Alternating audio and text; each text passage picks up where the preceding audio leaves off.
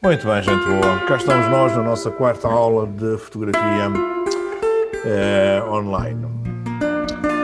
Eu ainda não vi as fotografias de vocês, alguns enviaram-me já, outros não, mas ainda não vi, não tive a oportunidade hoje, foi assim um dia com um monte de coisas, mas pronto, mas depois eu durante o fim de semana vou ver e vou-vos responder a todas. Dificuldades que tiveram quando foram experimentar fotografar, que foram experimentar aplicar esses conceitos que já aprendemos, que dificuldades é que sentiram?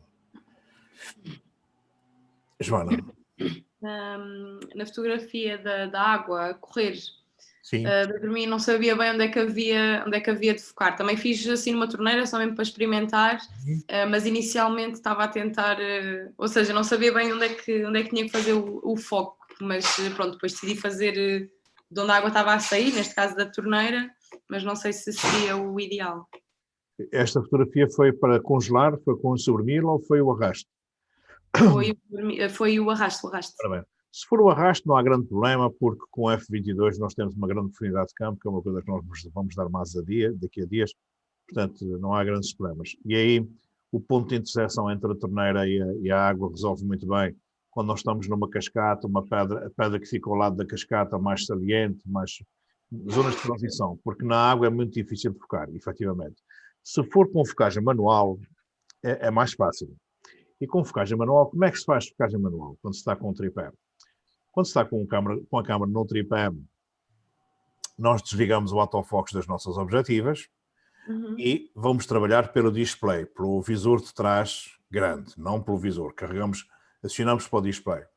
E depois, quando carregamos no botão dos pontos de foco, aparece-nos um quadradinho branco. Este quadradinho pode ser deslocado para qualquer sítio do nosso display. Enquanto quando nós estamos a fazer focagem só com os pontos de foco em autofocos, nós temos que nos limitar aos pontos que existem na câmara. Quando estamos a fazer focagem manual pelo display, nós temos o nosso cursor completamente livre, temos o nosso quadrado completamente livre e podemos focar mesmo nos cantos, que de outra forma seria impossível. Mas então, colocamos então este quadradinho em cima da zona que nós pretendemos focar, depois ampliamos 10 vezes. E como é que se consegue ampliar 10 vezes? É pressionando 2 vezes a ampulheta do mais. E quando se pressiona 2 vezes a ampulheta do mais, a imagem o quadradinho fica gigante, só que aquela zona que nós escolhemos da imagem. E aí sim é muito fácil, ao focar no objetivo na frente, ver a fotografia ficar nítida ou desfocada. Eu posso-vos dizer que este tipo de focagem é a focagem mais perfeita que nós conseguimos fazer.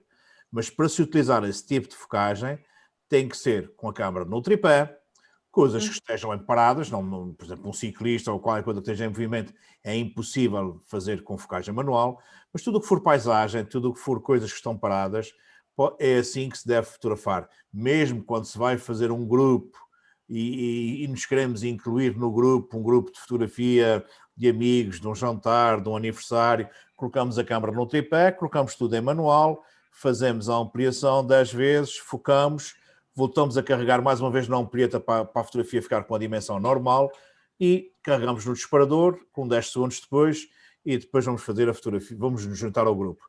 Sempre que nós estivermos a fazer fotografia com tripé, com focagem manual, pelo Live View, o modo de disparo deve ser sempre 2 segundos. E 2 segundos para quê? Para a vibração que eu vou pressionar no meu botão disparador se dissipar à terra ainda antes de acontecer a fotografia. Ok? Esta dica de fotografar no manual em tripé é extremamente importante. Principalmente para a paisagem. Porque, teoricamente as paisagens deviam ser fotografadas todas com tripé. Porque a definição é efetivamente muitíssimo superior. Pronto, eu como gosto das coisas um pouco desalinhadas, gosto da paisagem com muita vida, eu só utilizo o tripé quando efetivamente preciso por uma questão de um trabalho encomendado ou então por uma questão de haver pouca luz já não haver luz suficiente para fotografar à mão, e aí sim refugio no tripé. Ok. Bem? Ainda em relação à experiência que fizeram, tiveram alguma dificuldade, alguma dúvida? Correu tudo bem?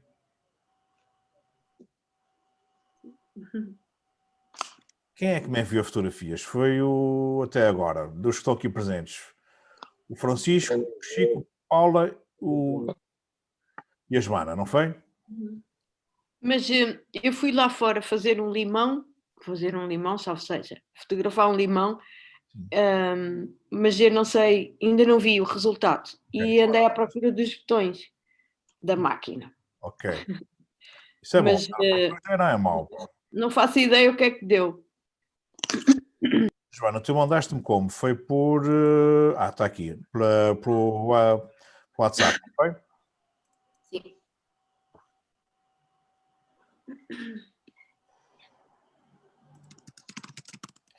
Estava a partilhar aqui convosco. Vamos ver aqui. Vou partilhar convosco aqui uma das fotografias. Estão a ver a fotografia aqui da... Um catezinho. Aqui uma suculenta. Aqui da Joana. Ora bem, eu queria ver isto.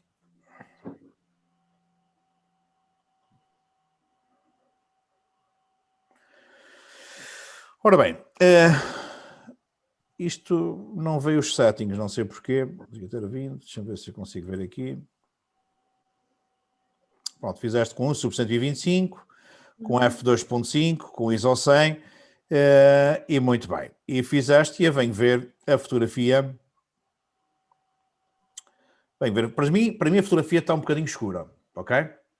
Os settings estão bem, mas se eu vier ver aqui o meu histograma, que é uma coisa que vamos falar hoje, se eu vier ver aqui o meu histograma, ele não está tudo preenchido. A luz, já vou falar nisso, mas isto devia ter vindo até aqui, até ao fim. A informação devia estar até ao fim para eu ter a fotografia mais para o claro. Ou seja, se eu reparar, a fotografia está para o escuro. Aliás, se eu, só para um exemplo, essa fotografia para ficar bem, eu teria que vir fazer aqui no Photoshop, ou aqui no caso do AC/DC, eu tinha que vir aqui clareá-la para ficar com uma luz bonita. Ok? Ou seja, ela está muito escura. Mas nós, em pós-produção, nunca devemos clarear fotografias. Escurecer, tudo bem. Clarear, ganhamos ruído, é sempre um problema. Mas ela assim fica bem melhor do que estava assim no original, tá, ok? Ela no original está completamente morta, ela aqui já está com vida. Ou seja, essa fotografia devia ter sido clareada no terreno. Ou seja, devia ter subido o ISO para 200 ou 400. Certo? Para ir buscar mais luz. Acontece-me de achar que quando vejo na câmara acho que ok, até prefiro assim, e depois quando vejo no computador efetivamente fico ok, ou seja, o grande problema, Joana, é que os displays são muito falsos. Os displays das câmaras muito modernas são extremamente luminosos e induzem-nos em erro. Por isso é que nós temos o histograma, que é a única forma de nós aferirmos a luz que foi registada. Já vamos falar o que é isso do histograma, mas já para ficarem com uma ideia. Ou seja, isto agora fica muito melhor do que isso estava assim, percebes? Se eu vier ver, se eu ampliar a fotografia a 100%, eu dou conta de que o foco está um bocadinho, o foco está talvez aqui, percebes? Aqui as primeiras folhas estão um bocadinho desfocadas, o foco foi por aqui. Portanto, eu teria optado logo pelo começo das primeiras folhas, estás a perceber? Ficaria bem mais interessante. Mais próximas. Sim, aqui mais assim, aqui é que eu teria focado. E se eu ampliar lá a 100%, eu percebo que essas primeiras aqui, não estão muito, as primeiras não estão muito católicas, estão mais ali para trás é que estão melhor, tá, ok? Portanto, o foco teria que ter sido noite de sítio. Gosto curiosamente da composição, apesar de ela estar ligeiramente torta, mas isso era fácil de corrigir, era só fazer qualquer coisa assim no género, como... Portanto, e assim o meu horizonte já estaria direito. E o que é o meu horizonte aqui? Esta linha da chávena, percebes? Não faz sentido nenhum, ela está torta, percebes? Claro. Portanto, isso assim já fica bem mais interessante. Ou seja, isto está começando a ganhar forma de fotografia. O que é que eu não gosto ainda muito aqui também? Ela está um bocadinho amarela, porque o equilíbrio de brancos que tu utilizaste não foi o equilíbrio de brancos mais correto que é o que vamos dar hoje. Portanto, eu colocava aqui... Eu pus na sombra, mas não sabia... Muito menos na sombra. Portanto, em casa nunca é sombra. Ok? Portanto, tu arrefece lá aqui um bocadinho para as cores ficarem mais... A cor da parede qual é? É branco? É bege. É bege, pronto. Agora já está mais bege. Aquela assim estava amarelada. Agora já está mais bege, ou seja, já está mais natural. O verde também já está muito mais natural. E também podia ter tocado aqui no branco, também já estaria acertado. E, portanto, isto... A planta de trás não era suposto já ficar focada, nítida. Não. E nós ainda não demos a profundidade de campo, vamos dar aqui... Sei que já falámos alguma coisa nisso. Sim, mas ainda não tenho elementos para vos conseguir explicar porque é que a profundidade de campo aqui não está bem. Pronto, aqui aqui ela tem que estar sempre muito curta, mas pode ser com muita profundidade de campo. Mas tenho que vos ensinar primeiro o que é profundidade de campo para depois vos ensinar isto. E eu não quero baralhar demasiadamente as coisas. Sim, mas é possível, numa distância tão pequena, aparentemente, é possível ficarem ambas nítidas, não é? Numa distância tão pequena é possível, mas é sempre mais difícil. Sempre mais difícil, ok? Portanto, depois aqui só eu dou sempre por definição 20 e 60 de Sharp, e eu vou só por isso aqui ao lado, só para tu veres como é que isto fica, uma e outra.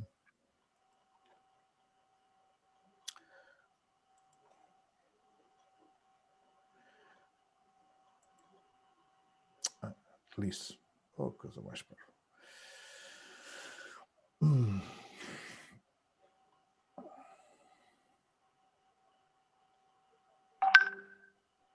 Essa cara está bonita, mesmo assim. Mas agora, repara, pronto, isto era o teu original.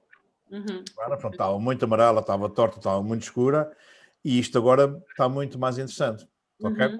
São pequenas coisas que depois vou-vos ensinar a fazer tudo isto, mas são pequenos trocozinhos que faz toda a diferença na fotografia. Mas pronto, isto com luz natural está bastante interessante. O que é que isso está escura? Portanto, tínhamos ter subido mais o ISO e devíamos ter fechado um pouco mais o diafragma para ganharmos profundidade de campo, apesar de não saberem ainda bem o que é isto. Ora bem, vamos só ver aqui só mais uma.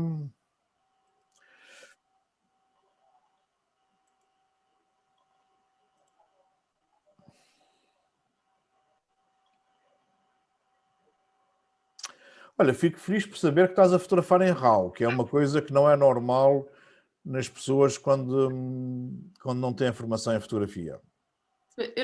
Isso era outra pergunta que eu ia fazer, porque eu quando tenho a manual costumo ter em RAW porque disseram-me que ficava com mais...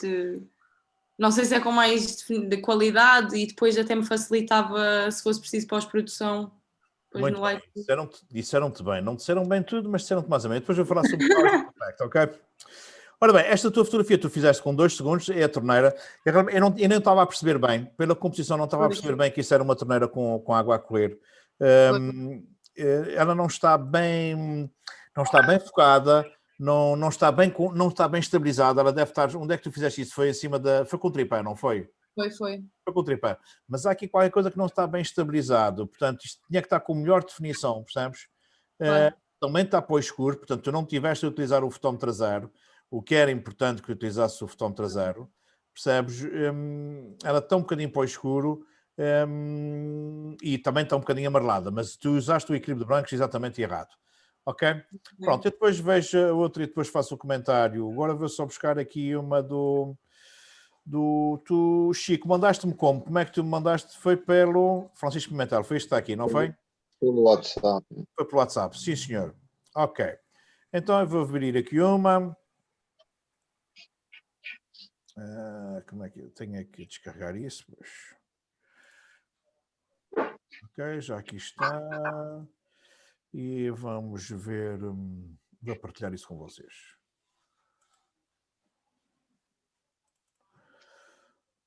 Ora bem, temos aqui uma pomba fotografada com...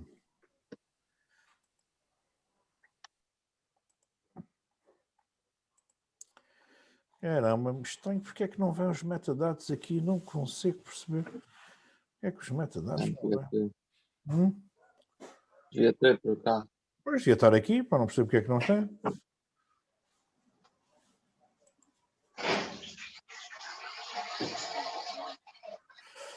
Está aqui. Está aqui, não está nada, não traz os metadados porquê, pô? Sabes como é que tu fizeste isso só para eu me orientar? Deixa eu ver, pode ter sido alguma coisa aqui na exportação. Tu na exportação deves ter retirado. Mas diz-me ao menos a velocidade que tu fizeste, só para eu saber, pronto. Ora bem, mas independentemente disso, é uma fotografia de vida selvagem, provavelmente feita com uma grande velocidade, porque ela está perfeitamente congelada. Se é um prial a 100%, ela está efetivamente perfeita, está com um recorte fantástico, um brilho tremendo no olho da pomba, está perfeito, o fundo está completamente desfocado como qualquer fotografia feita com teleobjetiva, portanto é uma belíssima fotografia e está com muito boa luz. Se eu vier ver aqui, se eu mostrar a vocês o histograma, reparem, Joana, que enquanto que as tuas fotografias do histograma estavam a acabar aqui, esta está a acabar exatamente no fim, está perfeitamente bem exposta. Eu depois vou-vos explicar e vou-vos ensinar ainda hoje a interpretar isto. Uhum. Ok? Pronto, eu Se depois... quiser, estava 1 para 8. Não percebi? 1,80. Esta fotografia é feita com 1/80. Sim. Oh, rapaz, como é que tu consegues fazer uma fotografia desta? Se foi com tripé? Penso que sim, mas estava a 321 milímetros. Isto não pode ser com 80, não pode. Não pode ser essa. Não, é quase impossível, pá, percebes? Posso tentar mandar aqui a original. Pá, se conseguires mandar, porque...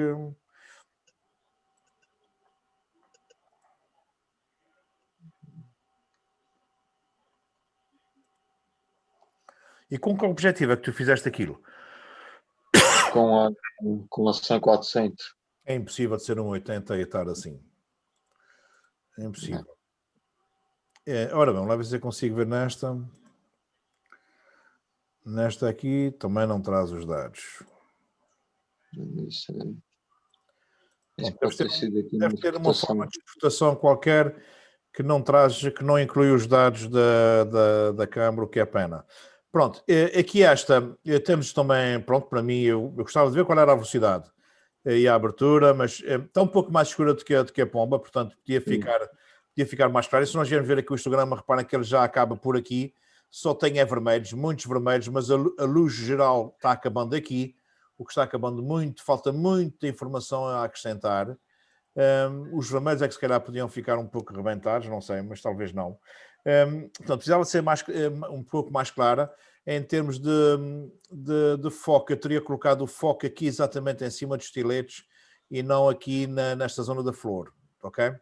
Aqui é que eu teria... Por acaso pus lá em cima, só para o plot ter mudado. Mas dá-me uma sensação de que ele está mais por aqui talvez. Pronto, mas isso é como as coisas, isso a gente, por isso é que eu vi muitas vezes o foco para afinar sobre a flor. Mas pronto, mas está bonita. O foco aí parece estar à esquerda. Aí mesmo. Aqui, aí mesmo, nesse recorte. É. Muito bonito. E aqui também está muito mais focado do que aqui. Pronto, se é para vocês verem que quando se amplia consegue-se ver exatamente onde é que estão o foco das coisas.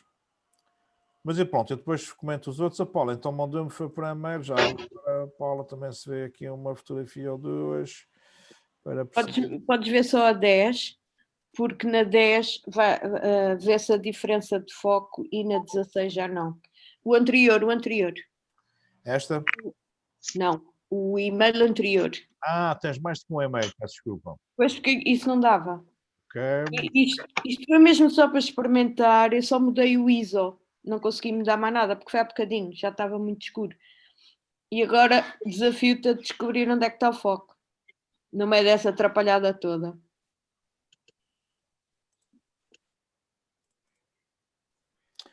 Ora bem, isso foi feito com ISO 800, já estamos de noite, com 55 mm de distância focal, um F11 e 1/20. 1/20 também estás a querer ser como o Nicolau, jogar com... Não, foi com tripé. Foi com tripé? Muito bem. É aí. Eu penso que deve estar aqui o foco. Não. Não? Não. Sobe. Não. Sobe, up. Não, é aquele limão mais verdinho ali isolado. Aqui é. Esse. Mas de qualquer forma, sabes, como tu estás com F11, tu tens sempre muita profundidade de campo e é mais difícil Sim, exato. ver onde Isto é que não está. foi propriamente o ideal, está uma grande atrapalhada.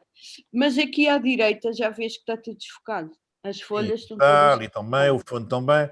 Pronto, em termos de exposição está bem. Podíamos clarear uma pisca de nada, mas era muito pouco, pronto, mas está bem. E tem muita baralhação. O suposto era pôr a 0, não era? Era. O foco estava mesmo nesse limãozinho. É. Podes ampliar, porque eu vi aqui 100%. e estava bom. Muito bem. Se precisar de remédio. Os limões estão estragados. Pronto, então vamos fechar isto e vamos começar a dar aula. Às 7h30 vou sair, sim? Está bem. Eu prometo hoje ser cumpridor. Não sei se consigo cumprir, mas vou prometer. Ora bem, então vamos falar hoje. Ainda tem alguma dúvida para tirar dos settings passados ou podemos passar à frente? Diz, Chico? Não, está-se bem. Eu enviei-te foi o original lá da Pumba. Já mandaste o original, foi? Epá, é capaz de demorar, talvez. Ok. E depois vejo e depois analiso, está bem? Sim, sem problema, Ok. Muito bem. Então, nós hoje vamos falar em duas coisas. No white balance, que é o equilíbrio de brancos, e no histograma. São duas coisas extremamente importantes na fotografia. White balance, equilíbrio de brancos. O que é que vocês têm ideia sobre isso? Acho que a tonalidade do branco, ou seja, a luz que está a incidir no branco e a tonalidade com que ele fica, dependendo do ambiente em que estamos. Ok. É essa a ideia que eu tenho. É uma ideia curiosa. Será talvez o equilíbrio, o equilíbrio entre mais luz e menos luz? Não. É mais o que a Joana disse. O que é que ias dizer, Paula? Ia dizer mais ou menos o que a Joana disse. O branco ficar branco, o preto ficar preto. Pronto. Conseguir que o branco que a gente vê é mesmo branco e não acinzentado, meio escuro. Muito bem. Então,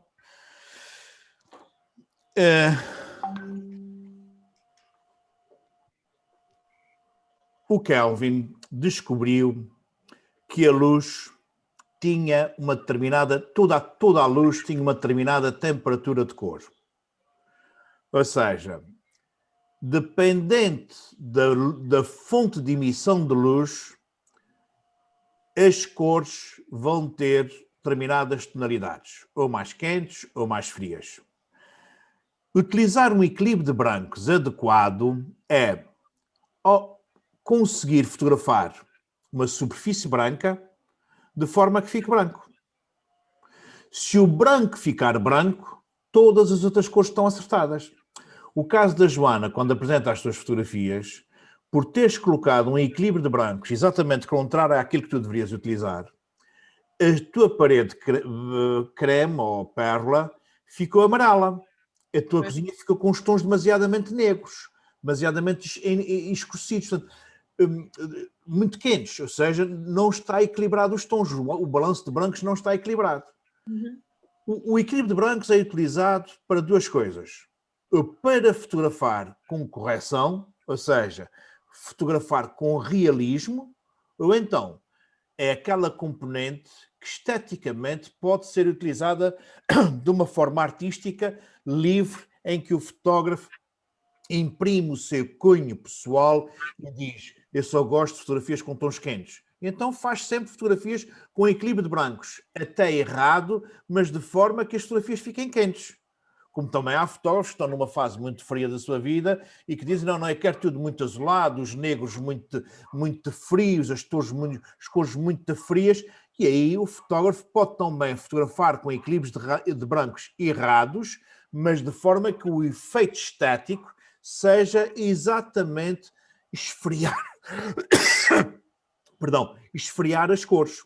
Eu só olhando para os painéis, os ambientes dos vossos escritórios aqui à minha frente, eu posso dizer, por exemplo, que a Joana e o Luís, ao fazerem uma filmagem ou uma fotografia nesses ambientes, têm que arrefecer muita cor, porque os vossos ambientes têm muita madeira, têm muita cor de teca e dão muito amarelo à paisagem, porque não é só a fonte de luz, é a fonte de luz e por onde a luz passa. A luz, ao passar por superfície de madeira com cor de teca, ao ser refletida, já se alterou a sua tonalidade da cor. Já traz muito amarelo consigo, independentemente da fonte de luz inicial.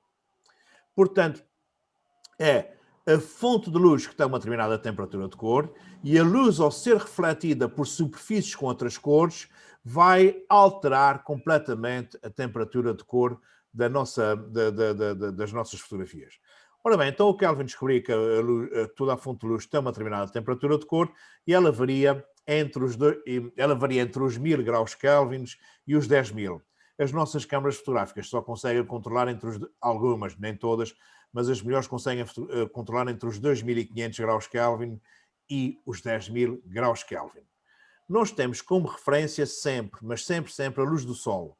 A luz do sol, de um dia de verão, às 2 da tarde, aquela luz que nos chega a nós no verão, a força de luz é tão forte, a sua luminância é tão intensa, que a temperatura de cor desta fonte de luz está na casa, é o nosso padrão, e está na casa entre os 5.000 e os 5.500 graus Kelvin.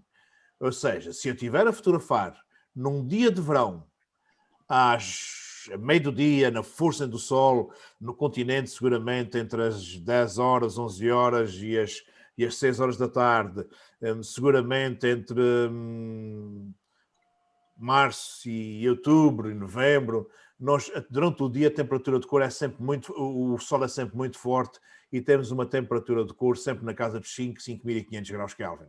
Por exemplo, nos Açores posso dizer que esse período reduz brutalmente, reduz-se a 3 meses de verão e as horas de fortes são entre meio-dia e as 4 da tarde e o resto do ano é sempre o equilíbrio de brancos que nunca a luz do dia. Mas, nesses dias que eu me estou a referir, tanto no continente, nos Açores, em que eu tenho o sol muito forte, se eu estiver a fotografar paisagem, se na paisagem tiver casario branco, para o casario ficar branco, eu tenho que utilizar um equilíbrio de brancos na casa dos 5.000 a 5.500 graus Kelvin. E se o casario branco ficar branco, o verde fica verde, se o verde for verde garrafa, fica verde garrafa, o azul caraíbas, se for azul caraíbas, fica azul caraíbas. Portanto, as cores ficam todas acertadas. Posso-vos também dizer que, por defeito, o equilíbrio de brancos luz do dia acentua muito o verde garrafa e intensifica o azul caraíbas. É uma das características. Se eu quiser que a minha paisagem fique muito caraíbas, se eu quiser que a minha paisagem fique um verde muito forte de garrafa e um azul muito anil, se utilizar a luz do dia, mesmo que não esteja a luz do dia, intensifica esses tons. Isto é para fotografar com realismo, mas eu posso estar a fotografar a paisagem e fazer a fotografia e a dizer, eu não gosto deste azul, eu não gosto deste verde, esses tons estão muito frios, eu quero tons mais quentes, eu quero tons mais doces. E aí sim eu posso aumentar esteticamente o meu balanço de brancos de forma a tornar os tons mais doces. E então aí passo para um símbolo que é uma nuvenzinha, que é uma nuvem em que aí o meu equilíbrio de brancos passa para os 6.200, 6.500 graus Kelvin. Posso-vos dizer que esta é a temperatura de cor, as cores vão ficar muito mais doces. O verde vai ficar mais verde azeitona e o azul vai ficar um pouco mais acinzentado. Também vos posso adiantar que no inverno do continente, metade do outono, metade do outono e o inverno do continente, a luz do dia normalmente é modo nuvens. Mas posso dizer que, por exemplo, nos Açores, a maior parte do ano, para as cores ficarem reais, nós temos que fotografar mesmo no modo nuvens, mesmo que esteja um dia de sol.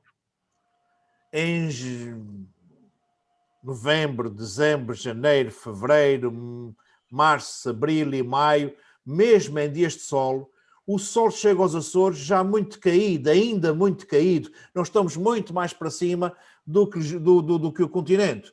E, portanto, o sol, como chega cá com menos intensidade, com menos luminância, para as cores ficarem reais, eu terei que fotografar com o modo nuvens.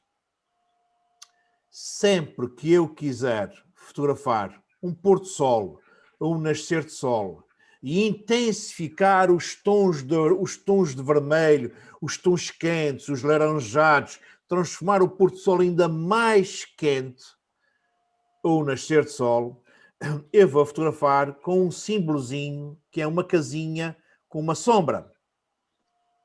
E neste símbolozinho com a casinha e a sombra, a temperatura da cor são 7.000 a 7.500 graus Kelvin. Ok? A Joana Salver fotografou em casa, foi com a moto de sombra, não foi? As fotografias que fizeram. Estás a ver? Se isto é para pôr sol, para pôr os tons mais quentes, a tua casa, que até já tem alguns tons quentes, por isso é que as fotografias ficaram demasiadamente quentes. Certo? Sempre que formos fotografar para dentro de casa, nós vamos ter que arrefecer a temperatura da cor. E normalmente dentro de casa... Olá, Ana. Tudo bem? Normalmente dentro de casa nós fotografamos com o equilíbrio de brancos na casa do fluorescente, que é um símbolo de uma lâmpadazinha compridinha. No caso da Canon é mesmo, diz-se que é mesmo fluorescente, no caso da Nikon é incandescente. Mas penso também a Sony, também acho que é fluorescente. Mas diz lá que é 4.000, 4.500 graus Kelvin. Ou seja, Joana, devias ter colocado o teu equilíbrio de brancos exatamente neste modo de fluorescente para as cores ficarem naturais. Mas, por exemplo, eu acho que na tua casa o fluorescente iria resultar, mas no escritório do Jorge, pela iluminação que eu estou a ver, ainda precisava de esfriar mais, porque olhando para vocês dois, o Luís ainda está mais amarelo do que tu. Portanto, se calhar no escritório do Luís teria que ser mesmo tungstênio, ou seja, na casa dos 3.000 a 3.200 graus Kelvin. Isto é para se fotografar com realismo. O equilíbrio de brancos é uma variável que surge no digital, e nós vamos ver exemplos disso tudo, já vamos ver fotografias com tudo isso, das variáveis que mais influencia esteticamente as fotografias. Ela vai alterar completamente as cores, completamente os tons. É extremamente importante. José, desculpe, mas essa simbologia de posições não está na rodinha da máquina, é nos menus, não é? É, mas num menu muito fácil. Deixa-me ver como é que é. No menu da sua... Não é no menu. Na parte de trás da sua câmara, Sim. deve ter aí um botãozinho que deve dizer WB. Não Sim. tem nenhum WB. Sim, sim. Carregue neste botãozinho WB, Francisco.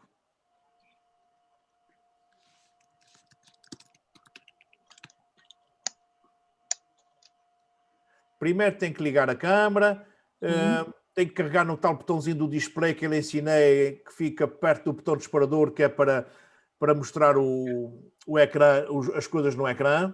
Ok. E depois carregue nesse tal botão WB. Ok. Ok? Aparece a casinha, o símbolo do sol, a nuvem, a fluorescente, o tungstênio, aparece tudo, ok? E procura-se isto com as setas. E exatamente, que esta tinha para um lado para o outro. Ok? Obrigado. Portanto, isso é para ser utilizado. Ok? Este balanço de brancos é para ser utilizado. Balanço de brancos. Exatamente. Ora bem, eu acho que falei ontem com vocês, ou se não foi nesta turma, foi na outra, mas se calhar foi nas duas, em que iria ensinar algumas formas de reduzir o ruído sempre que estávamos a fotografar com ISOs elevados. Ou seja, o problema de que sempre que nós temos que subir o ISO para fotografar dentro de casa, e por exemplo, no escritório do Luís, que está muito escuro, o Luís, para fazer uma fotografia com a luz que tem lá, teria que utilizar pelo menos um ISO 3200. Pelo menos um ISO 3200. Com F4, um sub-60, 3200. Seria mais ou menos os settings. E fazer a fotografia iria ficar mais ou menos como nós estamos a ver, talvez um bocadinho mais claro qual que estamos a vê-lo, mas ia ficar muito amarelo. Portanto, então, e com ruído, por ser 3200, sendo um ambiente que está escuro e muito amarelado, o amarelo dá montes de ruído. Então, aí ainda mais devemos baixar mais o equilíbrio de brancos sempre que estamos a fotografar a cores e começa-nos a surgir ruído na fotografia, por estarmos com ISOs altos, deveremos ainda baixar um bocadinho mais o equilíbrio de brancos. É preferível levar a fotografia para casa ligeiramente mais fria e sem ruído do que levar a fotografia para casa mais quente e já com ruído. Tirar o ruído é sempre muito complicado. Aquecer as fotografias no computador é muito fácil. É só pôr o portátil ao lume, em banho-maria, e as coisas ficam logo, em pouco tempo, ele derrete-se todo e pronto, temos que comprar outro. Pronto, é muito fácil. Aquecer, não há problema. Retirar ruído é sempre crítico na fotografia. Como também é sempre crítico clarear. E porque, Joana, quando eu clareei as tuas fotografias, se as tuas fotografias foram feitas com ISO 100, não houve problemas. Mas se tivesse feito com ISO 1600 ou 3200, eu a clareá-las ia logo ganhar ruído. Ok? Porque ia tentar pôr mais informação num sítio onde não há informação. Ok? Portanto, escurecer é só intensificar as cores, intensificar a informação. Clarear é ir buscar o que não existe e logo ganhamos ruído. Uma das técnicas para se fazer fotografia noturna, aquilo que eu tenho falado com vocês, as longas exposições, ir fotografar à noite durante, fazer fotografias de 30 minutos, ou 30 segundos, ou 1 minuto, 10 minutos. Sempre que eu for fazer fotografia noturna, eu devo fotografar com o equilíbrio de brancos o mais frio possível. Eu devo fotografar com tungstênio o mais frio possível. Porquê? Por 3 razões. Uma, como à noite, fotografar à noite, eu tenho sempre ruído no preto. E então, quanto mais frio for o meu equilíbrio de brancos, menos ruído eu tenho. Segundo, o azul da noite fica muito mais azul midnight com um equilíbrio de brancos frio do que com um equilíbrio de brancos quente. Torna-se o azul, chamado, como se diz em São Miguel, o azul ferrete. Aquele azul mesmo midnight, azul inglês. Ok? Terceira razão. É certo que as cidades agora estão todas a mudar para LEDs. Mas de antes, a iluminação pública, e ainda em muitas cidades, em muitas zonas da cidade, a iluminação pública é amarela, amarela, amarela, um amarelo horrível. Este amarelo consegue-se ver a quilómetros e quilómetros de distância das cidades. E este amarelo passa para a paisagem. Portanto, a única forma de contrariar este amarelo é utilizando um equilíbrio de brancos muito frio, utilizando um equilíbrio de brancos tungstênio. Certo? Muito importante, sempre que eu vou para dentro de casa, sempre que eu faço fotografias noturnas, tenho que arrefecer os tons, o equilíbrio de brancos. Sempre que eu estou na rua, vou funcionar muito entre a luz do dia, o modo nuvens e o modo sombra. Certo? Na rua, luz do dia, modo nuvens ou modo sombra, depende se eu quero mais quente ou mais frio. Venho para dentro de casa. Bom, se eu estiver, por exemplo, numa cozinha toda branca, com os aços inoxidáveis, com luz de LEDs, eu também, nesta cozinha, vou só precisar de luz do dia, não preciso de baixar para o fluorescente, porque tudo já é muito claro, tudo já é muito branco. Certo? Nós temos que analisar. E nós vamos ver que quando estamos a fazer a fotografia, nós vamos nos aperceber que conseguimos ver se a fotografia está demasiadamente quente ou não. Aliás, depois de eu mostrar a pós-produção que fiz na fotografia da Joana, toda a gente percebeu logo que ela estava amarela. Portanto, o equilíbrio de brancos não estava correto. Ora bem, vamos ver então aqui os meus apontamentos para ver se eu estou a me esquecer de alguma coisa, para depois vermos então exemplos práticos disso.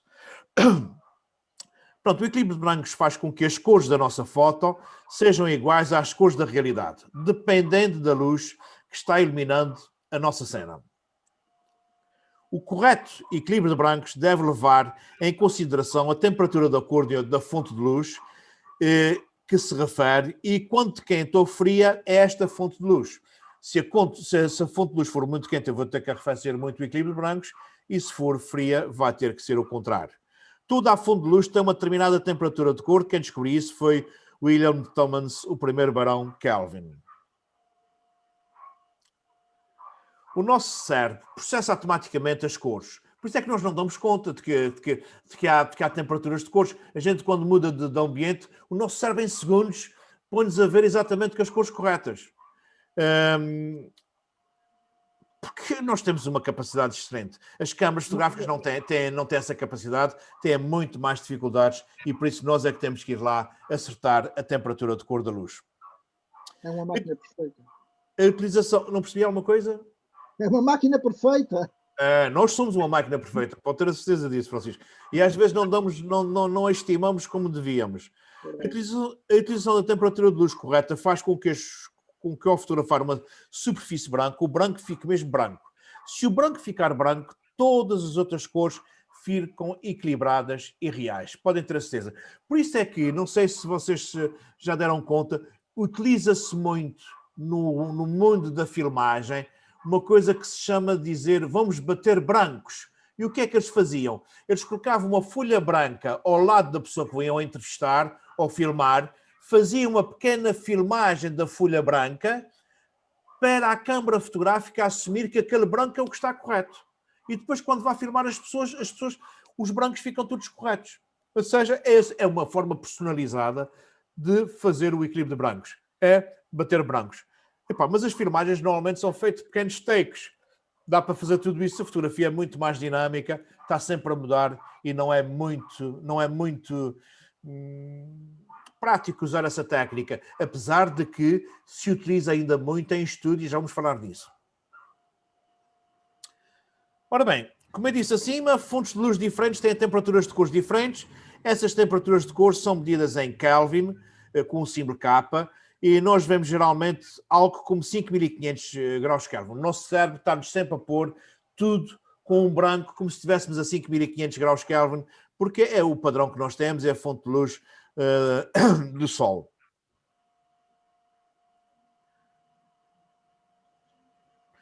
Ora bem, o equilíbrio de brancos é das variáveis mais importantes da fotografia por duas razões. Até porque o aspecto estético das fotografias muda muito e eu posso manter na mesma a velocidade, a abertura, o ISO, eu posso manter tudo isto igual. Basta só mudar o equilíbrio de brancos e esteticamente as nossas fotografias mudam brutalmente. E então, fotografar com a temperatura correta, obtemos cores naturais, exatamente como as vemos. O equilíbrio de branco é a variável que mais pode influenciar esteticamente as nossas fotografias, sem alterar nos outros parâmetros, sem alterar a velocidade, sem alterar a abertura, sem alterar o ISO. Ou seja, ela só vem mudar esteticamente as fotografias e de uma forma impressionante, e já vamos ver exemplos disso. Ora bem, a temperatura de cor vai depender de milhares de coisas, mas são muitas as coisas que vão depender da localização no planisfério, da hora do dia, do ângulo que a luz faz, das estações do ano, das condições atmosféricas, do sítio onde estamos. Fotografar na neve é muito diferente do que fotografar numa praia de areia negra. Enfim, da marca da câmara fotográfica, as Nikons têm tons muito mais frios do que a Canon. A Canon tem tons muito mais doces, por defeito. E posso garantir ainda que vai depender do modelo da câmara. Mais ainda, eu até me atrevo a dizer, eu já estive a fazer fotografias em grupos de formação com a mesma câmara, com as mesmas objetivas, com o mesmo modelo, e estarmos a fotografar com tripé à noite e o equilíbrio de brancos ser completamente diferente de uma câmara para a outra. Por isso nós vamos ter que aprender, segundo a nossa câmara fotográfica, em determinados ambientes, qual é o equilíbrio de brancos que vamos utilizar, porque varia muito de modelo para modelo. Isto é o que é? Sim. Obrigado. Ora bem, Para vermos a escala do equilíbrio de brancos, a escala das temperaturas cores que o Kelvin criou, nós temos como a luz do dia o nosso padrão entre os 5.200 e 5.500 graus Kelvin. Sempre que eu tenho um dia nublado, eu vou para os 6.000, 6.000, 7.000 graus Kelvin. E sempre que eu tenho um céu azul deslavado, sem cores nenhumas, se eu quiser intensificar as cores, eu vou ter que aquecer e passar para o modo casinha com uma sombra, ou ir até aos 10.000 graus Kelvin, se eu tiver o K. Eu penso que o Luís, na sua câmara, no White Balance, deve ter também um símbolo só o K. Deve ter a casinha, a sombra e então o K. Eu só utilizo o K. O K, Luís, eu é que vou determinar qual é a temperatura de cor com variáveis de 100 a 100 graus. Eu vou rodando lá e ele dá-me 5, 5.100, 5.200, 5.500 e vai até aos 10.000.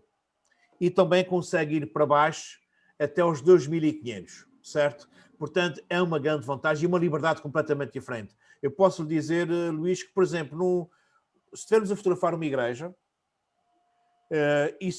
quando estamos a fotografar para o altar, onde a talha dourada é muito amarelada, normalmente as igrejas têm os altares moros com uma talha dourada ou muita madeira castanha, normalmente aí a temperatura de cor está na casa dos 4.000, 4.200 graus Kelvin. Mas quando eu me viro de costas para o altar e estou a fotografar, por exemplo, uns noivos, virado de costas para o altar, estou a fotografar a cerimónia em que o meu fundo é a igreja toda, que normalmente é em pedra ou pintada de branco ou em mármore, aí a temperatura varia para os 4.500, 4.700. Ou seja, nós temos que fazer testes quando estamos a fotografar um ambiente, fazemos testes para descobrir, ou seja, aí temos uma variação de 400, 500 graus, muito inferior a passar de fluorescente para tungstênio, ou de luz do dia ou de luz do dia para fluorescente, ou seja, porque sempre que eu passo de um pré-programado, eu dou saltos de 1.000 graus Kelvin. Saltos de 1.000 graus Kelvin dentro do interior, por vezes são saltos grandes demais. Portanto, quem tem o K tem esta grande vantagem de poder fotografar. Diz, Joana. Tens que ligar o som, desculpa. Ok. Na minha tenho aqui um parâmetro que é o custom, deve ser o equivalente ao K, não é? Não, o custom são dois triângulos a apontar para um ponto. Não é isso. É personalizado. Já vamos falar sobre ele, ok? Isso serve para fazer fotografias em estúdio. Mas não, o K é que é... O K... Tu tens uma Canon, não é? Sim. Qual é a tua Canon que tu tens? É... 400D. 400D, pois. A 400D, olha, posso dizer que foi a minha primeira câmara digital há coisa de 15 anos ou 17 anos atrás, ok? Pronto, esta tua câmara para além de ser do início de gama, é uma câmara que tem uma tecnologia completamente obsoleta. Ela tem tudo isso, mas não tem algumas coisas que eles só põem nos melhores. E o K é daquelas coisas que eles guardam sempre para os modelos que já custam à volta de 1.000 euros, acima de 1.000 euros, ok? A exceção das Sonys, as Pentax, as Fuji, que incluem isso já em todos os seus modelos, porque é uma forma também de se diferenciarem das duas marcas muito concorrenciais, que é a Canon e a Nikon. Mas o K, como eu estava a dizer, para quem tem o K, é efetivamente... Francisco, qual é a câmara que tu tens? Já não me recordo. Chico. 600D. Sim, a sua não tem. Francisco não tem. Chico, qual é a tua? Canon 7D Mark II. Não, essa tem tudo. Essa tem lá o K e está lá muito bem, ok? Eu com o K fotografo muito mesmo, entre os 5.800 e os 6.000 graus Kelvin. Muito à volta disso. Normalmente as coisas ficam bem na rua. Pronto, mais um esquema aqui introduzindo os pré-definidos, os saltos que vocês têm nas vossas câmaras. Luz do sol 5.000, o nublado 6.000, sombra 7.000, fluorescente 4.000, tungstênio 3.000. Portanto, aqui é uma forma de vocês perceberem na escala do Kelvin onde foram introduzidos os pré-definidos. Ou seja, aqui, principalmente para aquecer, há uma grande margem que ainda podemos utilizar com o K, e também aqui no arrefecimento ainda temos uma boa margem com o K. Então, o efeito na fotografia da luz do dia, luz solar direta, que está na casa dos 5.200 a 5.500 graus Kelvin, a luz do dia usado ao fotografar ao ar livre nos dias de sol brilhante, tal como eu vos disse. Nos Açores, muito usado durante o verão, entre as 11 e as 17 horas. Entre as 17 horas. Em Portugal continental é muito usado desde a primavera até o outono e de uma forma muito mais cedo. A partir das 10 da manhã, a luz do sol do continente já é muitíssimo forte e até às 5, 6 da tarde é uma luz fortíssima e às vezes até mais. O uso da luz do dia acentua o azul e o verde. O azul fica muito mais azul Caraíbas e o verde fica muito verde garrafa. O mar azul fica tipo Caraíbas e o verde fica tipo verde garrafa. A luz do flash, se for utilizada como uma única fonte de luz, ou seja, tem que estar numa sala completamente às escuras, isto só vale para a luz do flash quando é só a única fonte de iluminação. Porque quando nós utilizamos o flash dentro de casa e com os ambientes que vocês têm nos vossos escritórios, nós temos que fazer contas também mais até ao equilíbrio de brancos das vossas salas do que propriamente à luz do flash. Porque o flash vai se perder nas vossas salas e a luz da sala é muito mais... A luz que existe no ambiente é muito mais importante, muito mais predominante do que a luz que o flash vai disparar. Isto é válido essencialmente para o flash sozinho. E aí sim, a luz do flash é equivalente à temperatura da luz do dia, quando usada como a única fonte de luz. O modo nuvens. O modo nuvens está na casa dos 6.200 a 6.500 graus Kelvin e é usado em dias nublados, quando a luz tem pouca intensidade. O nublado é usado ao fotografar ao ar livre, nos dias de sol, pouco brilhantes, nos Açores, muito usado durante quase todo o ano, com exceção do verão. As imagens ficarão mais quentes do que a luz do dia. O nosso modo de sombra, que está entre a casa dos 7.200 e os 7.500 graus Kelvin, o modo de sombra é mais quente que o nublado, é usado ao ar livre quando quer adicionar tons de laranja à fotografia. É muito usado no pôr do sol, acentuando os tons quentes do mesmo. O nosso fluorescente, que está entre os 4.200 e os 4.500 graus Kelvin, eu uso muito o fluorescente sempre que estou a fotografar dentro de casa e as fotografias estão a ficar muito quentes, muito amareladas. O modo fluorescente é mais frio do que a luz do dia. Eu nunca uso fluorescente na rua, raramente. Vou-vos mostrar algumas coisas que fiz só para experiências com tungstênio, mas raramente uso. O tungstênio está na casa dos 3.200 a 3.500 graus Kelvin e eu uso o modo tungstênio sempre que estou a fotografar dentro de casa e quando o modo fluorescente não é o suficiente para arrefecer os tons. O modo tungstênio é mais frio do que o fluorescente. Eu uso na paisagem sempre que faço fotografias noturnas, longas exposições, por várias razões. A iluminação pública normalmente tem uma luz muito quente. Este tom de amarelo passa para a paisagem e só com o white balance no tungstênio é que se consegue arrefecer os tons.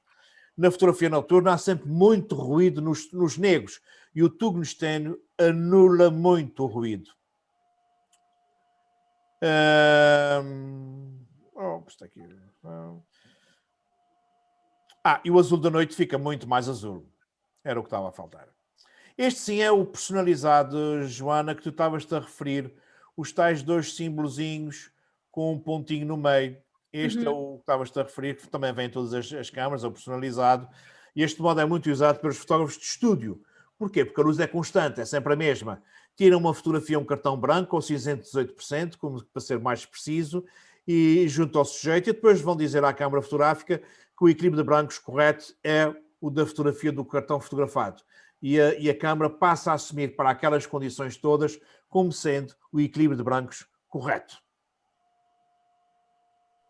Eu nunca uso. Mesmo em estúdio, uso os graus Kelvin. O manual. O manual, sim, é o... Manuel Kelvin, não está bom. Em vez de ser manual, pôs Manuel Kelvin. Não, bom, está certo. Este está na casa dos 2.500, portanto, o manual vai desde os 2.500 a 10.000 graus Kelvin. Este modo de equilíbrio de brancos que eu uso sempre, porque permite escolher a temperatura de cor desejada com saltos de 100 graus Kelvin e posso-vos garantir que faz diferença em muitas situações. Este é o automático, o AWB, ou Automatic White Balance. O equilíbrio de brancos automático é o que vem configurado nas câmaras e é muito e é uma escolha do equipamento, portanto, é uma forma automática. Ora bem, vou-vos mostrar agora vários exemplos de fotografias. Essas duas fotografias são duas fotografias feitas à mesma estátua, ao mesmo monumento, num dia de verão, verão, muita luz, muito forte. Isto é uma estátua em bronze e betão.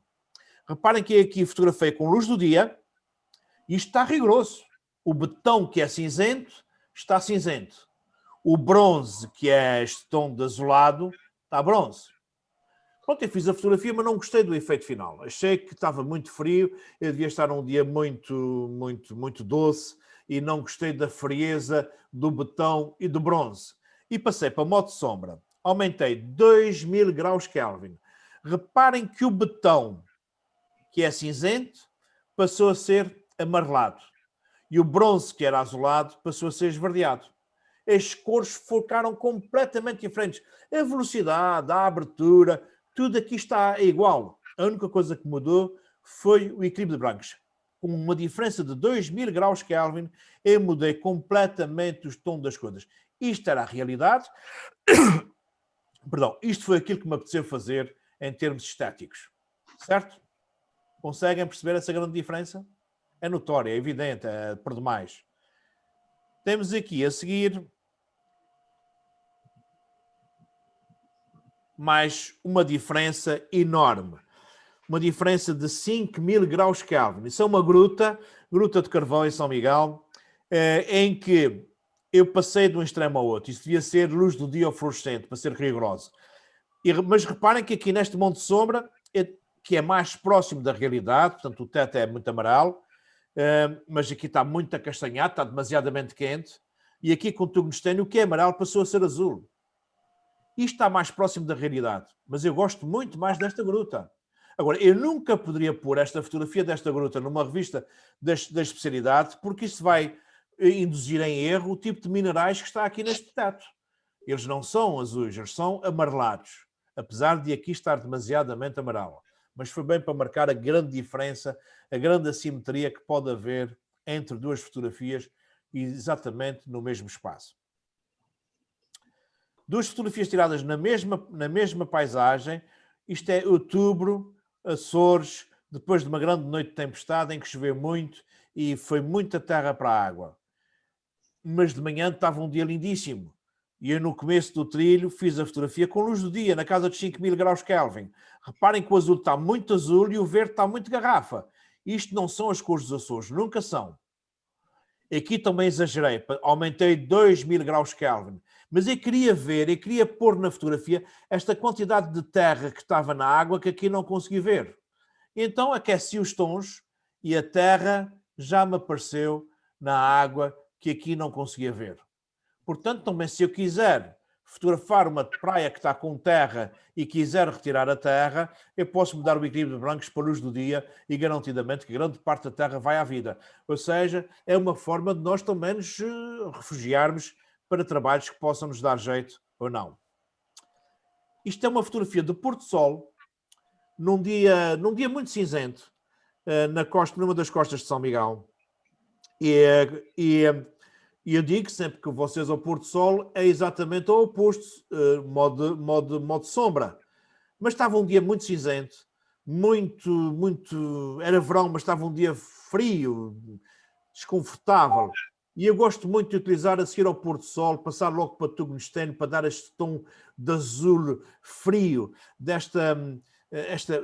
foi uma forma de acentuar as arribas com essa frieza, foi uma forma de dar aquele ar tipo de mistério de a noite, daqueles tipos dos contos de Eva Luna, norte da Noruega, as encostas norte. E portanto, é das escarpas maiores de São Miguel, e portanto eu quis acentuar este tom, e então usei o modo tungstênio de uma forma completamente irrealista, mas muito para querer passar aquilo que eu estava a sentir. E isto é legítimo, o fotógrafo tem toda esta legitimidade de fotografar exatamente a passar aquilo que sente. Não tem que fotografar a realidade. A realidade na fotografia é sempre a nossa realidade. É uma realidade que não tem nada a ver com a realidade dos outros. Cada um fotografa a sua realidade e consoante o estado de espírito que está naquele dia.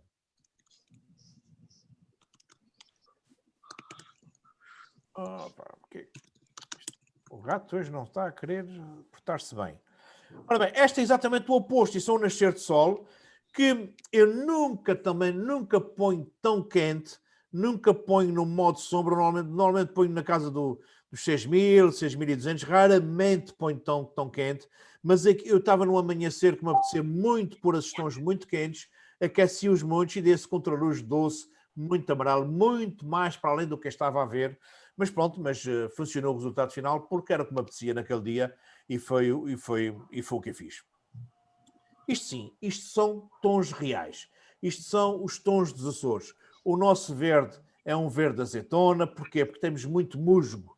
Muitos musgos amarelos e laranjas que dão um tom muito verde azeitona à nossa paisagem. O cinzento das nossas nuvens é este cinzento. A água das nossas lagoas é uma água... nunca é azul, nem é verde, é assim acinzentada. Isto é as cores da eutrofização, são exatamente os nossos tons modo nuvens. 6.000, 6.200 graus Kelvin. O rato está chato. Bom, estes são os nossos tons. Isto é a Lagoa de Fogo. A Lagoa de Fogo, eu já a vi montes de vezes na net com a lagoa com a água toda azul. É impossível.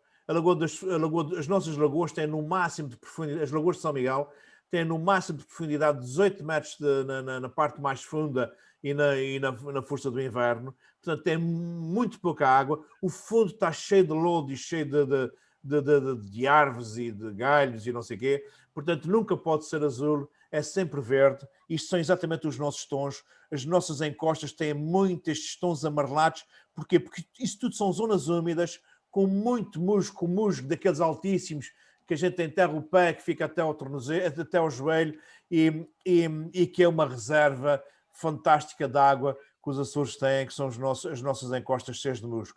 Isto são exatamente esses tons.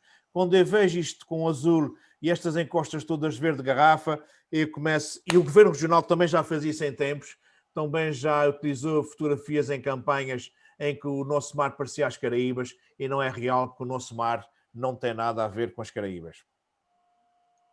Isto são exatamente os nossos tons. Isto é verão, é maio. Maio nos Açores já é verão. Normalmente, a 15 de maio, já estamos no verão. Nós temos uma transição nos Açores do inverno para o verão em 15 dias.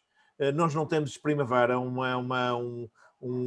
também o nosso outono o nosso inverno também é muito doce, um inverno muito, muito pouco rigoroso, um pouco mais nas flores, mas então no grupo ocidental, em São Miguel e Santa Maria, é um inverno muito, muito, muito tranquilo, muito, muito, muito suave. E portanto, mas depois passamos daqueles dias que ainda estamos a vestir a roupa de inverno, em 15 dias estamos todos na praia. É uma coisa impressionante. A oscilação térmica em 2 semanas, no mês de maio, é brutal. Isto era já verão. Reparem que temos nuvens, temos céu azul, mas o nosso mar é um azul acinzentado, nunca é aquele azul muito, muito claro, porque nós não temos areia branca, é tudo cinzento, portanto não podemos ter. E o nosso mar, a nossa plataforma continental é muito curta, enquanto que nas praias do continente nós andamos 100, 200 metros com água pela cintura e só depois é que vai caindo. Nós, nas nossas praias, molhamos os pés e 4 metros, 5 metros à frente já não temos pé, portanto caímos logo, cai logo e depois mais 100 metros à frente já estamos a 800 metros de profundidade se for preciso. Portanto, temos uma plataforma continental muito, muito curta e depois com arribas muito grandes a seguir às ilhas a cair e logo o mar fica escuro. A Praia da Vitória deve ser talvez a única ou quase de areia branca. Em Santa Maria também temos a Santa Maria também, sim. A Praia Formosa e a Praia de São Lourenço é branca, e aí, curiosamente, a Praia Formosa, a plataforma continental é muito mais suave, é muito mais semelhante às do continente, porque se anda imenso tempo com água para a cintura e pronto. Com água mais quentinha. Não percebes, Joana? Desculpas, Joana? E com água mais quentinha. Mais quentinha, é verdade. É verdade. Temos que fazer justiça. Durante muitos anos fiz férias em Santa Maria, porque aquilo era uma maravilha para tomar banho. Adoro a Praia Formosa. Mas isto é a nossa Lagoa de Fogo, lá embaixo. Isto são exatamente os nossos tons. Isto é real. com os nossos cinzentos, as nossas tonalidades são exatamente essas. Está um dia de sol, isto é verão, está um dia de sol forte, mas eu utilizei o modo nuvens e isto está correto. Se quiserem bons espelhos, se quiserem fazer bons reflexos, quanto mais baixa tiver a câmara, quanto mais a câmara tiver exatamente ao nível da água, melhores reflexos vocês vão conseguir captar. Portanto, para se fazer bons reflexos, às vezes coloca até a mão em cima da água e põe a câmara por cima, que é para a câmara ficar mesmo a sentir quase a água e o reflexo fica muito mais fantástico. Isto também funciona para obter as texturas, não é verdade? Tão bem, tão bem, tão bem. Eu fiz uma vez um exercício com isso, fazer uma fotografia junto a uma parede que era rugosa, Sim. quase em Tem que ser a 33 obelisco. graus. Isto é novamente na Lagoa do Fogo, lá embaixo, num sítio muito semelhante, no outro dia, com mais verão, mais sol, com muita força do sol. Eu estou na mesma com o modo nuvens e esses tons são exatamente os tons que eu conheço de sempre na Lagoa do Fogo. Mas o sol aí já estaria em queda, porque há aí zonas em sombra. Já tem alguma sombra, mas não estava ainda muito em queda. Não, a sombra ainda não era muito grande.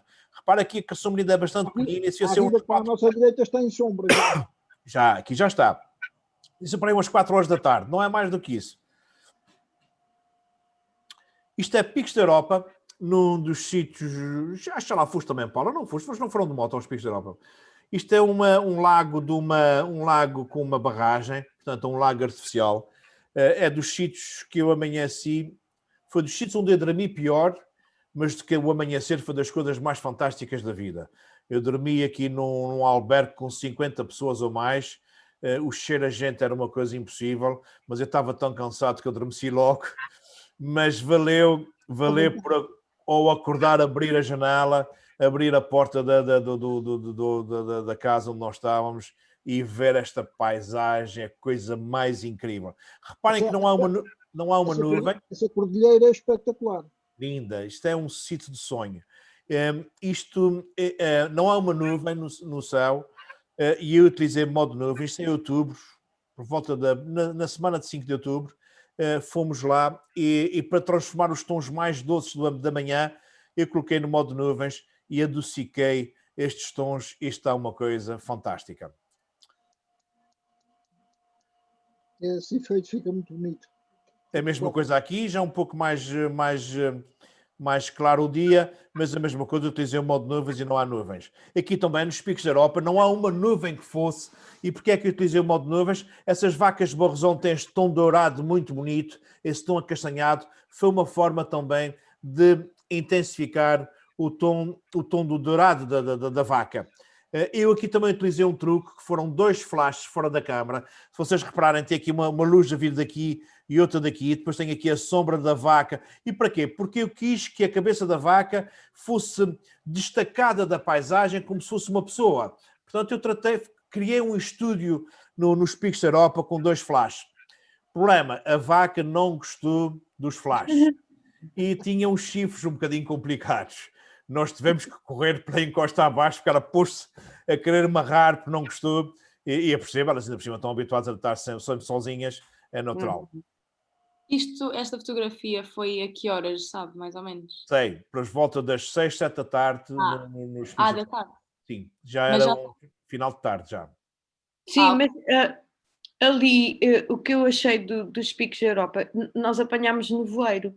Eu achei que a luz era muito parecida com a luz dos Açores. É muito parecida. Muito parecida. Até porque está muito para cima de Lisboa, muito parecida com a luz dos Açores. Eu já lá fui, salvo erro, 4 ou 5 vezes. Já apanhei várias vezes o tempo assim, esta coisa magnífica. Já apanhei com nevoeiro, já apanhei com neve, já apanhei com chuva.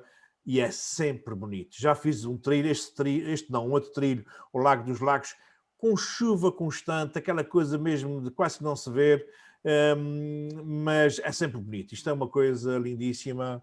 Pá, aconselho toda a gente. Se fica a 1200 km de Lisboa, é extremamente fácil ir lá. Quando acabar a pandemia, quero lá voltar. Portanto, se quiserem se juntarem ao grupo, será um prazer. Pá. Aliás, eu agora estou com muita vontade de voltar a muitos sítios. Depois de tanto tempo fechado aqui nas flores, eu estou começando a passar. Estou começando a passar. A minha companheira diz-me, eu não sei como é que tu andas tão calmo. Diz, pai, tenho que estar calmo porque eu não posso sair agora, pá, não adianta. Portanto, não vale a pena entrar em desespero. Mas para quem estava habituado a sair de mês e meio, 2 meses, em 2 meses, para ir viajar com pessoas, pá, é um desespero. Novamente nos picos da Europa, reparem que há muito poucas nuvens, mas para adocicar as rochas, para não ficarem muito frias, portanto, eu utilizei o modo nuvens e gosto muito do resultado final.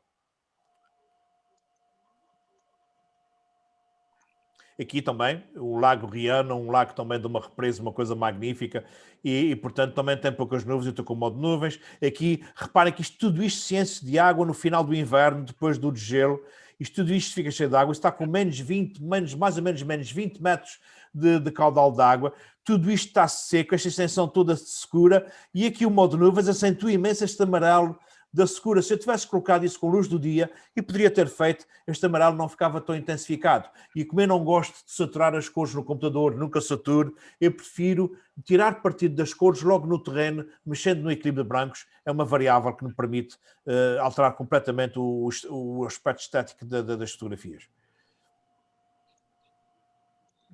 Aqui é a mesma coisa, estou com o modo nuvens. Este vale é lindíssimo, também nos picos da Europa.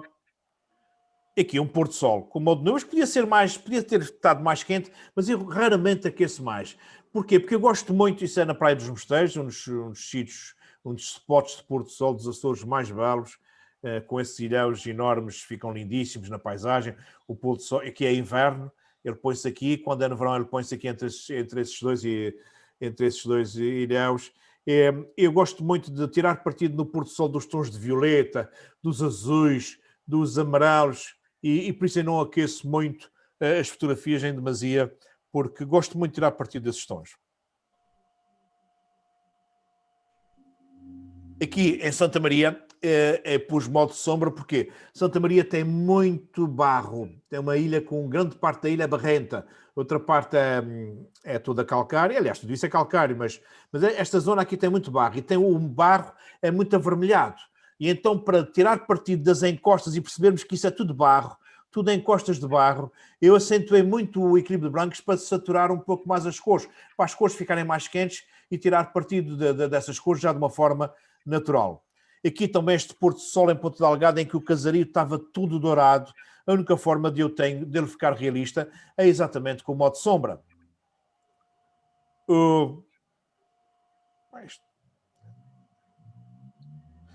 Aqui também uma fotografia tirada no verão, isso é força de verão em São Miguel, numa das lagoas que abastece a fábrica da transformação da beterraba em açúcar, e tinha já muito pouca água, portanto isto até durante o verão eu devia estar a utilizar a luz do dia, mas como o fundo da lagoa estava tão barrento, já agretado, muito seco, e eu quis intensificar este tom de secura, este tom de amarelo do seco, utilizei o modo sombra e tirei logo partido desses tons. Novamente os picos da Europa, ao cair da tarde, no pôr do sol, e para as rochas estavam douradas, estavam com esse dourado lindíssimo, e só com o modo sombra, porque se reparem, se fosse com luz do dia, este azul ficava um azul muito clarinho, muito desvanecido. Vocês às vezes dizem muitas vezes, as minhas fotografias estão descoloridas, estão desmaiadas, é o equilíbrio branco que não está certo, não está no correto, temos que tirar partido do nosso white balance. Isto é onde? Reino Unido ou... Picos da Europa. Picos da Europa ainda. E isto também, pronto, aqui tinha muito ferro, esta cordilheira tem muito ferro e, portanto, como tal, também aqueci para tirar partido do vermelho do ferro. Ou aqui, a mesma coisa, estes dourados estavam lindíssimos e tirei partido com o modo sombra.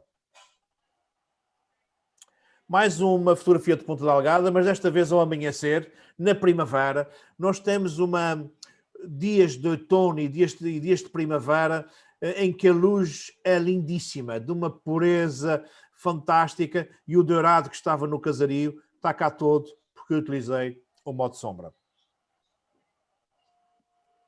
Vocês até devem estar admirados como é que um fotógrafo que se intitula a preto e branco está a mostrar tantas fotografias a cores. mas o equilíbrio de brancos eu só consigo mostrá-lo a cores. A preto e branco é impossível porque não tem efeito quase nenhum. Portanto, mais um modo de sombra para acentuar efetivamente este dourado provocado por estes raios que estão a passar aqui nas nuvens. Pronto, e agora também fotografo com luz do dia. Não é só modo sombra, nem modo de nuvens. Isto é luz do dia. Isto é Santa Maria, é a Baía de São Lourenço. Não é à toa que todos nós... Tu és daqui, Joana, de Santa Maria? Estou. Oh, pai, então estás-te consolado a ver as fotografias. Exatamente. Estás matando saudades. Pá. Não é à toa que todos nós conhecemos Santa Maria como o Algarve dos Açores, porque realmente, porque a areia é branca, a plataforma continental é mais suave e reparem que as casas estão todas brancas. Se as casas estão brancas, este verde é real e este azul também. Este verde é real porque Santa Maria não tem musgos. Santa Maria é uma ilha muito seca, apesar de estar a 90 km de São Miguel, já é muito mais baixa, portanto não tem nenhuma barreira, não tem uma barreira tão grande para as nuvens. As nuvens passam muito por cima da ilha, chove muito menos, uma ilha com muito mais, a ilha mais seca dos Açores e, portanto, não tem aquelas reservas de musgos como nós temos. O verde é completamente diferente. Ó José, porque é que ela veio à Alice logo dizer que Santa Maria também tinha areia branca? Exatamente. Claro, ela sabia. Mas, pá. Novamente em Santa Maria, no Barreiro da Faneca, é chamado um deserto, mas é uma reserva de barro, tem muito barro. E reparem que o azul, a luz do dia acentua imenso o azul e o verde. O verde fica muito garrafa e o azul fica muito anil. Portanto, é uma característica que, se tiver as condições ideais para usar a luz do dia, acentua brutalmente o azul e o verde. E reparem que o laranja, o vermelho fica menos vermelho. Aqui em São Miguel, utilizei a luz do dia porque nós temos nas nossas rochas um efeito muito bonito na maré vazia, que é as poças de água, as poças nas rochas ficam cheias de água e com limezinhos e ficam com um verde muito bonito. Ora bem, eu como quis acentuar todos estes verdes que estão aqui nas rochas, utilizei a luz do dia para acentuar o verde e o azul e aí não ter que fazer mais nada no computador e já está feito, vai perfeito para casa. Pois, essa e a anterior, pode mostrar a anterior outra vez, a da árvore? Essa e a seguinte, parece-me que é mais ou menos o que nós obtemos na fotografia automática, né? Em boas condições. Em boas condições, certo, exatamente. Porque, Francisco, quando você tem boas condições de luz, o automático dá aquilo que é correto. O automático resolve muito bem condições de luz ideais. O problema é quando nós temos luzes adversas ou então queremos contrariar o que o automático dá, percebe?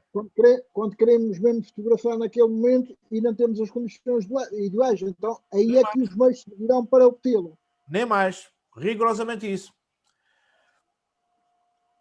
Aqui novamente os picos da Europa, que tenho estado a mostrar os picos da Europa sempre com o modo de nuvens, e repara que aqui era meio-dia, 1h, estava um calor fantástico, e reparem que o branco aqui desta camisa está mesmo branco, ou seja, isto são exatamente os tons reais que eu estava a ver no momento.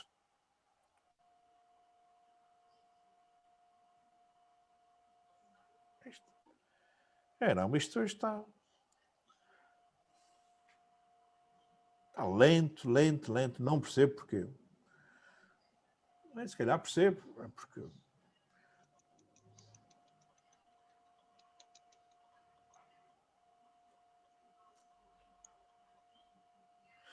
Novamente os picos da Europa, luz do dia, o azul muito forte, a rocha muito mais fria que o que eu tenho estado a mostrar.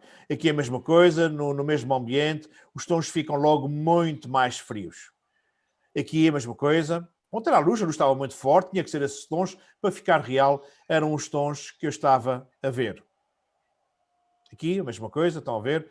O azul muito azul, o verde certo, o branco está branco. Novamente, se isso é Picos da Europa, isso são os lagos de Enola e de Letícia, é uma zona lindíssima. O que eu admiro imenso nos Picos da Europa é toda a paisagem bonita, fica mais ou menos a 2.000 metros de altitude, mas de fácil acesso, ou de carro, ou de funicular, ou de teleférico, e depois tens zonas planaltas muito interessantes a 2.000 metros, que dão coisas muito bonitas. Ou então, desfiladeiros no meio de um vale, em que tu tens túneis, passadiços e não sei o quê, e que andas junto à água sempre, ou seja, tem trilhos muito interessantes e acessíveis a qualquer pessoa. E depois quem quer fazer em alta montanha pode andar e a subir, em vez de ir teleférico, pode-se a subir com mais cabras de BTT, mas isso é já para os malucos, ou para quem não tem um pouco mais de 100 quilos como eu, pronto. É certo que é só mais... Essa altitude há maior limpidez do ar. Mas se a objetiva for boa, nós não precisamos de artifícios nenhuns de filtros. Uma boa objetiva consegue filtrar muito bem o UV e eu nunca precisei de usar o filtro UV a 2000 metros de altitude. Nunca precisei. Isto é o resultado. Está aqui sem filtros nenhuns. Uma pessoa tem o tratamento normal que faça qualquer fotografia e aqui estou a 1800 metros de altitude, portanto, eu não sinto necessidade nenhuma de usar filtros. Importante são os objetivos. As objetivas, sendo boas, resolvem-nos metade do nosso problema. Mais uma fotografia nos picos, portanto, exatamente com os mesmos tons. Fluorescente. Isto é um espetáculo. Isto é no Teatro Michelense, em que as paredes são todas teco, um teco bastante escuro, uma cor bastante amarelada, e aqui tive que utilizar um modo fluorescente para este amarelo não passar para a pele e a pele ficar com tom natural. Reparem que a parte branca do vestido está branco, está natural. Aqui uma igreja em que o que eu tenho como referência tem a camisa, que é branca, a camisa está perfeitamente branca, o preto está preto, o creme do vestido está creme. Usei fluorescente para anular este exagero de amarelo que as talhas douradas te dão e que temos que anular isto, porque senão as coisas não ficam bem. Também nesse tipo de fotografias eu costumo usar flash, mas não uso só um. Eu estou aqui utilizando nesta fotografia 3 flashes. Pronto, normalmente tem que incomodar os convidados para estarem a segurar flash só aos lados, porque se for só um flash, é preferível não usar um flash. Porque um flash só dá luz muito dura, martela muito, ficam sombras horríveis, fica muito mal. Reparem que os novos estão destacados em relação ao fundo, mas tem uma luz a vir daqui, outra que vem daqui da câmara e outra que vem daqui e dá uma ambiência, anula as sombras e dá textura, fica muito, muito interessante. Mas tem que ser utilizados vários flashes. De outra forma, é preferível não usar flash. Ora bem, então eu vou-vos falar no histograma, que é das coisas mais interessantes para nós aferirmos se a nossa fotografia está bem exposta ou não. O histográfico é um gráfico, um gráfico em que no eixo do X eu tenho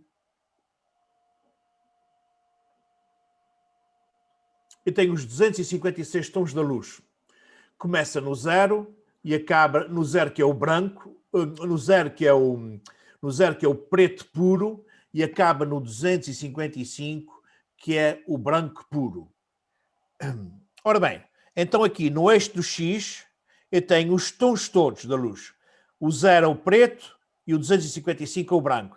E depois vou ter vários piquinhos, que é a intensidade das cores que eu tenho na minha paisagem, que eu tenho na minha fotografia. Já vamos ver exemplos disso. O histograma é uma representação gráfica da distribuição da luz na imagem e atualmente é o melhor amigo do fotógrafo digital, mas muito ignorado pelos fotógrafos amadores, ou seja, para aqueles que não têm formação. Isto é um histograma perfeito de uma fotografia de paisagem com o sol pelas costas, do fotógrafo. Ou seja, se eu tiver o preto começa aqui neste cantinho, eu tenho os vários picos das várias cores que estão na paisagem e o branco cabe exatamente aqui no 255 cá em baixo. Isto é um histograma perfeito. Um histograma clássico. O sensor de uma câmara digital é feito para ver uma escala de 256 tons. O 0 representa o preto puro e o 255 o branco puro. Entre estes valores temos diversas tonalidades de cinza, porque a câmara transforma tudo em tons de cinzento. A câmara não transforma em azul, vermelho, não. A câmara vê tudo a preto e branco e transforma tudo em cinzentos. Depois o processador dos nossos computadores é que põe outra vez tudo a cores. Ora bem, isto aqui é o branco e as sombras, os negros todos estão aqui. Isto são os meios tons, os tons de vermelhos, azuis, verdes. E aqui depois tem as altas luzes, os brancos, os perlas, os cremes que vêm até aqui. Eu sei que a distribuição dos tons pelo eixo X não é de uma forma proporcional. Isso é que é uma grande confusão. Há que ter a atenção que do meio do X, do eixo para a direita, eu tenho metade dos tons. Então eu vou-vos mostrar aqui esse gráfico. Eu sei que metade dos 256, que são 128 cores, tonalidades, eu tenho do meio daqui até aqui. Eu tenho 128 tonalidades de cores. Depois sei que a outra metade da metade, ou seja, 64, metade de 128, estará daqui até aqui. Também sei que a outra metade, metade de 64, 32 tons estão daqui até aqui. 16 daqui até aqui. 8 daqui até aqui. E assim sucessivamente. Então, eu olhando para isso, sei que aqui eu tenho muito mais tonalidades de branco do que eu tenho aqui de pretos. O que é muito mais importante aproveitar as tonalidades da luz deste lado do que daqui. Aliás, eu só consigo controlar as tonalidades deste lado. Ou seja, a minha intenção para numa fotografia é sempre levar ao limite aqui deste lado. Mesmo que deste lado acabe aqui ou acabe aqui. Não interessa. O que é muito importante é clarear as minhas fotografias sempre ao limite até aqui. Isto é importantíssimo. É a única forma que nós temos de perceber se as nossas fotografias estão bem expostas ou não. Ainda hoje, experimentando fotografias com o Francisco, as fotografias começaram por acabar aqui, depois clareamos, acabaram aqui, depois clareamos, acabaram aqui, e por fim houve uma que chegou aqui, mas já estava encostada. E quando encostou aqui, à parede, já ficou clara demais. Já não era boa. A anterior é que estava bem. Então, nós vamos ter que aproveitar sempre exatamente até ao fim. Há que aproveitar os tons da luz até ao limite das altas luzes, até ao limite do fim do branco, sem encostar à direita. Reparem mais uma vez um esquema mostrando as diferentes tonalidades. Deve começar aqui, neste cantinho, os tons de baixas luzes, as médias luzes, médios tons, altas luzes e muito altas luzes a acabar exatamente aqui no cantinho em baixo. Isto é um histograma clássico perfeito de uma fotografia muito bem exposta e aproveitando todas as tonalidades da luz que estão na nossa paisagem. O exemplo de um histograma tradicionalmente bem exposto, com um histograma distribuído uniformemente, com zonas de sombras, meios tons e altas luzes, é isto que aqui está. Tem que acabar exatamente aqui no cantinho. Aqui, se encostar, quer dizer que é uma zona que está completamente negra na fotografia. Paciência, não pode, aqui nas zonas claras, rebentar. Não pode encostar aqui, senão com algumas exceções. Devemos tentar com que a fotografia acabe sempre aqui, ok? Ora bem, exemplos de vários tipos de histogramas. Este histograma que está aqui, completamente encostado à direita, é um histograma de uma fotografia subexposta, com excesso de luz, demasiada luz, em que há algumas zonas em que não tem informação nenhuma, que é o que se chama as fotografias completamente queimadas, com uma zona completamente plana, sem informação nenhuma. Não há nada a fazer. Este é um típico histograma clássico corretamente exposto. E este é um histograma clássico de uma fotografia que ficou para o escuro, subexposta, que não aproveitei a luz toda. Nesta fotografia que está aqui, mesmo que tenha sido feita com o fotómetro zero, a seguinte eu vou ter que clarear, nunca mais olho para o fotómetro, vou clarear um clique, 2 cliques, 3 cliques, até este pontinho chegar aqui. Nesta fotografia que eu fiz aqui, em que me arrebentou completamente, a fotografia seguinte eu nunca mais olho para o fotómetro e vou um clique para a direita, 2 cliques para a direita, 3 cliques, cada fotografia vou mexendo um clique até este pico deixar de estar aqui e passar a estar aqui em baixo. Estas correções terão que ser feitas. Ainda hoje com o Francisco, uma fotografia banal, só para teste, fizemos a primeira fotografia com o fotómetro zero e depois tivemos que fazer mais 4 fotografias até encontrar a fotografia ideal. A fotografia que preenchia completamente o nosso histograma. Por isso é que eu digo que o fotómetro é sempre só um pontapé de partida, é sempre só a nossa plataforma de começar uma sessão fotográfica. Depois temos que analisar o histograma e saber que correções temos que fazer. Depois de termos atingido o ponto certo da correção, aí começamos a fotografar, sem nunca mais olhar para o fotómetro. Ora bem, um histograma subexposto, um histograma perfeito e um histograma sobreexposto.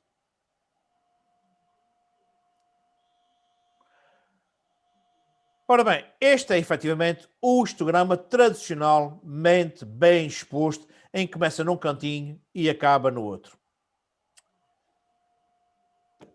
Isto é das coisas mais importantes para nós aferirmos se as fotografias estão, se o triângulo de exposição está correto, se as nossas fotografias estão muito bem expostas.